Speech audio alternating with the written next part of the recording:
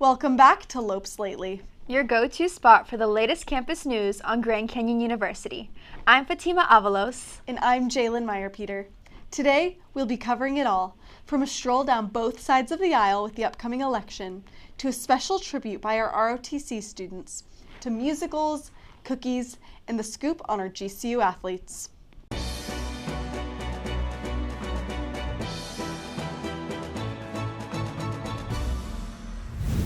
This election year is hot, hot, hot. And I don't know about you, but this is my first time voting. Yes, me too, and we are in luck. With November fast approaching. ASGCU is offering tools to educate students on the voting process. Reporter Amber Luttrell takes us to speak with GCU's student body president as she equips and encourages the Lopes to vote in the upcoming election. According to Tufts University, 48% of students voted in the last election. The Lopes student body president, Ashley Coate, prepares to educate students on the process. Our voter registration process is definitely going to allow it to be easy for students to understand the whole process, whether they're an in-state student or out-of-state student. We'll be providing the resources and guidelines and steps that they need to be able to vote. Election season can be stressful for many, especially first-time voters. It will be most students' first experience with a ballot. ASGCU wants to be there to encourage and support the Lopes. This opportunity helps make the process easier to understand. The president of Turning Point GCU encourages students to vote. It is a privilege and a gift to vote, and I believe as Christians and as patriots, we should take advantage of that gift and that privilege and stand up for what we believe in. To vote in the state of Arizona, you must have a valid ID or documents to establish residency. You cannot use a campus address when registering to vote, but you can use it as your mailing address. Out-of-state voters can request a mail-in ballot or check the absentee box. We're definitely encouraging students to vote because more than now, we're trying to make the process easier for students. So from September 23rd to October 4th, we'll be tabling for 2 hours a day. Our team, which is ASGCU, as long as the Canyon Civic Institute, they'll have representatives there too. ASGCU is here to represent the students by making voting accessible. Be sure to register on campus by October 4th. I'm Amber Luttrell with Lopes Lately. Thanks, Amber. ASGCU is working hard to make sure you have what you need to register to vote. But are you planning on voting? We're curious, so we sent Hailey Keller out to Lopes Way to hear from you. Are you registered to vote? Yes. Yes, I am. I am not. I am not, but I plan to be. Yes. I am not. Do you plan on being registered to vote? Probably in the future, not right now. Why do you think voting is important? We are the future of the United States. I do think it is. I don't think it's the end-all, cause to fix everything. If we vote for who we believe is good, then I think that it'll all turn out in the end. Your opinion still matters, even if it's just on one specific political issue. It's just good that we have different views, and especially with the different candidates or whatever you're voting for, it's good to get both sides. Our voice matters and our opinions, so it really makes a difference. Here at GCU, the Army ROTC program takes part in an annual flag planting to commemorate the tragic events of September 11th. Last Monday, 77 Army ROTC cadets placed over 300 flags near the GCU ballpark to represent the lives lost and to honor the victims and their loved ones. Retired Army Major John Reese was teaching at Echo Mountain Elementary School in Phoenix when he got the call about the North Tower collapsing. I don't even think I had a chance to say goodbye to my students. And we went on alert. We went on for about 24, 48 hours before I had a chance to return. And I can remember that the FAA shut down all the flights. And it was a game changer. Just like that. Yeah, life changed on that day. Today, Major Reese leads the GCU ROTC program in hopes of inspiring the next generation of brave young men and women to serve and protect our country. We basically honored those individuals, had a moment of silence, and reflected on what we can do as an academic institution and a military community to prevent this from happening in the future. As the flag planting ceremony serves as a powerful reminder of remembrance and unity, GCU continues to foster connection among students through various events. Lopes Lately reporter Tatum takes us to a local college ministry where GCU students can grow in their faith and create lasting connections. Here at Grace Community Church's College Ministry Night Unified, numbers have skyrocketed with the start of a new school year. This event last week had 1,200 students, a number doubling what they had this time last year. The appeal for GCU students to attend is understandable, with a powerful spiritual message and engaging activity before and after the event.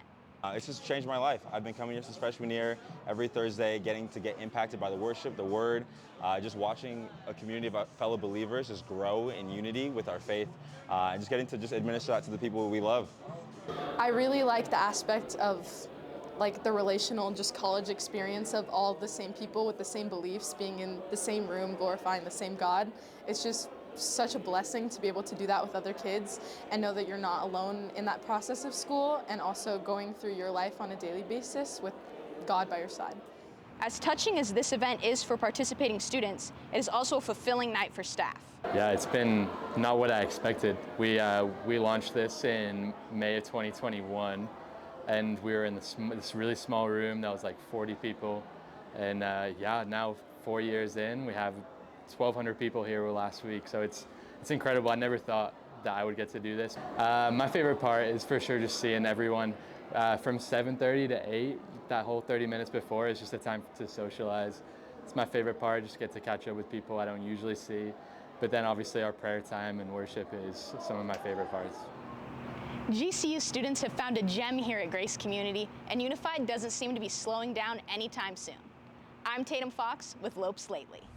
Thanks, Tatum. Unified looks like the place to be on a Thursday night. I know! And it's great to see students gathering together to worship and spend time as a community. GCU really knows how to gather, not only in a time of worship, but also to support our athletes. From the course to the field, GCU sports are dominating the competition. With a look at sports news, Arujun UmaShankar joins us now. GCU men's and women's cross country are off to hot starts. Blazing the trails this season in their first meet, they had significant improvements from last year's times. GCU's 5 placers on the men's side averaged a time of 23 minutes and 57 seconds in the 4.5 mile run, which was over 30 seconds faster than the Lopes' average performance in the same meet last year. On the women's side, the Lopes' 5 placers finished the 2.5 mile run with an average time of 16 minutes and 20 seconds, which was 8 seconds faster than last year's average at the same meet. Sliding to the ice, GCU club hockey finished last season ranked 14th in the American Collegiate Hockey Association. An impressive finish led to a record turnout for tryouts last week. We spoke with D1 coach Danny Roy. Last year we had our best, most successful season as at our Division I level. We qualified for the national tournament for the first time. We finished ranked in the top 15 for the first time in the country. And players like to try and go places where they feel like they're going to have an opportunity to compete, win, and have an opportunity to try and go play for a national championship. And all 3 of our divisions offer that. Don't you just love hearing about sports growing? Well, the GCU women's soccer team has been growing, and they've been becoming a force to be reckoned with. The Lopes received their first votes in program history in the United Soccer Coaches' 3rd poll this season before dropping a controversial match to Loyola Marymount, dropping them out of the rankings for this past week. After a nail-biting win over Northern Arizona University on Thursday and a physical win over Nevada Sunday afternoon, GCU now sitting at 6-2-1, hopes to be included in the 5th edition of the poll releasing this week. For the men's team, they have a record of 3-2-2 and have received votes in the last 2 editions of the United Soccer Coaches poll. Seeking their first ranking since the 2021 season, the Lopes are fighting hard under first-year head coach George Kiefer. The Lopes started the season with impressive wins over Duke and Omaha in their first 4 matches, but have started to slow down. Tying their last 2 matches, the Lopes hope to get back on track with a win at number 21, University of San Diego, Thursday night.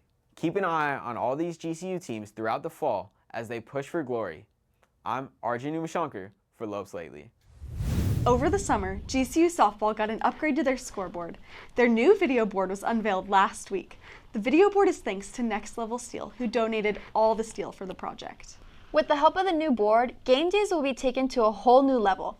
Fans and players will be able to see stats, interactive games, and videos on this new board. Softball isn't the only thing with something new. The delicious business CHS Cookies also received a recent upgrade. Gabrielle Gonzales got the sweet story this week. She takes us off campus to see what's cooking at Chooks. A business idea that started in a GCU dorm, now a reality here at the CHS Cookies storefront located in the heart of Phoenix. Hunter Brashears, a GCU alumni, created the business idea for CHS for a class project, then began selling them at student markets on campus. We were out on the Grove fields and we showed up in little tin trays with like maybe 200 or 300 cookies, and we were out of them in like 45 minutes. And then that was kind of like the genesis of it all. The iconic trailer made an appearance all over campus, and now CHS has an official place to call home. CHS has mainly been a catering business outside of GCU, but now we have both retail and catering, and so we're excited. And you don't have to travel far to get this chewy treat. It was strategic in where we got our brick and mortar because we're only about a stone's throw from GCU, so just 12 minutes down to Missouri. If you could go through the 17, we would run right into campus. So we wanted to remain proximate to GCU, but also expand to the rest of the valley and serve families and more businesses. And so we have a GCU discount because we understand college kids are looking for a deal. And so you can come in store and we have a GCU discount on any purchase. You can get your delicious CHS cookies located at their new shop in the Frederick Shopping Center off of 12th Street in Missouri. I'm Gabrielle Gonzales with Lopes Lately. If you give a broadcast student a cookie... If you give a broadcast student a cookie, then... Actually, that's as far as I got. I don't know. That made me want to chook, though. I like that word, chook. Have you heard that word before? No, I think they made that up. But something not made up. The first play of this year from the GCU Theater Department, Ada and the Engine, set during the British Industrial Revolution. It's a sweet story about love and friendship and the magical invention of the first ever computer. The show premiered on Friday night and will be showing again this weekend in the Ethington Theater, 7:30 on Friday and Saturday, and the final performance at 2 p.m. on Sunday. Tickets are free for students. Just wait until part 2 when Ada meets our friend ChatGPT. I think she's already met ChatGPT by now. Come back next time for all the latest happenings at the heart of GCU. I'm Fatima Avalos. And I'm Jalen Meyerpeter. And this is Lopes Lately.